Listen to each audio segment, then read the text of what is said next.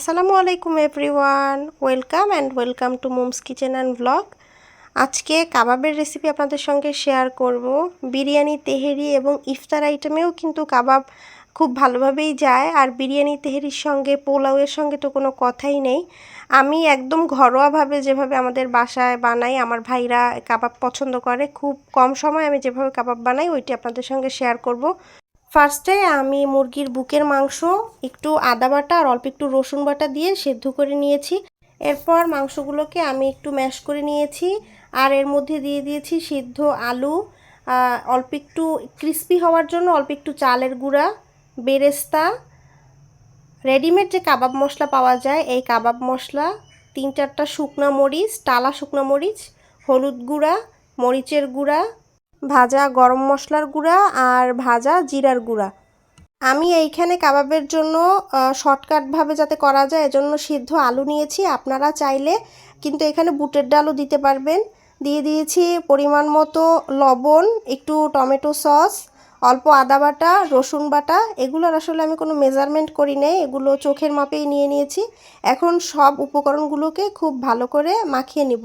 আর কাবাব কিন্তু মাখানোর উপরেই অনেকটা ডিপেন্ড করে যে কিভাবে শেপ হবে বা খেতে কতটা ভালো লাগবে। কারণ সব মশলাগুলো যেহেতু আলাদা আলাদা, এগুলোকে ভালোভাবে মিশিয়ে নিতে হবে, এই জন্য একটু ভালো করে মথে নিতে হবে। এর মধ্যে যারা ঝাল পছন্দ করেন তাদের জন্য দিয়ে দিয়েছি অল্প একটু কাঁচামরিচ আর একটা ডিম দিয়েছি। এগুলো দিয়ে আবার ভালো করে মাখিয়ে নিব। এরপরে নিজের পছন্দ মতো শেফ দিয়ে দিব।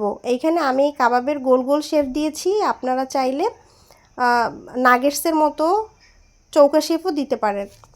একইভাবে আমি সবগুলো কাবাবের শেফ দিয়ে দিব। এখানে কিন্তু আমার অনেকগুলো কাবাবই হয়েছিল।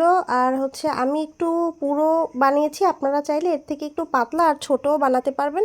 শেফটা আসলে নিজের পছন্দ অনুযায়ী। তারপরে একটা প্যানে সাদা তেল দিয়েছি। এইটা কিন্তু কাবাব আসলে ডুবো তেলে আমি ভাজি না, মোটামুটি একটু তেল দিয়েছি যাতে অর্ধেক পরিমাণ ডুবে থাকে।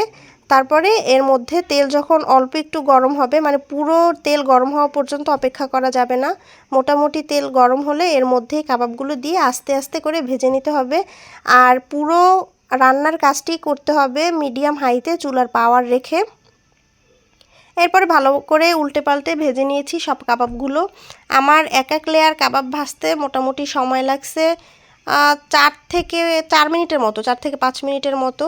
কারণ এগুলো যেহেতু সব কিছু আগে থেকে সিদ্ধ করাই ছিল, এই জন্য আর বেশি সময় লাগে নাই। আমি 4 মিনিটের মতোই ভাজছি সব কিছু।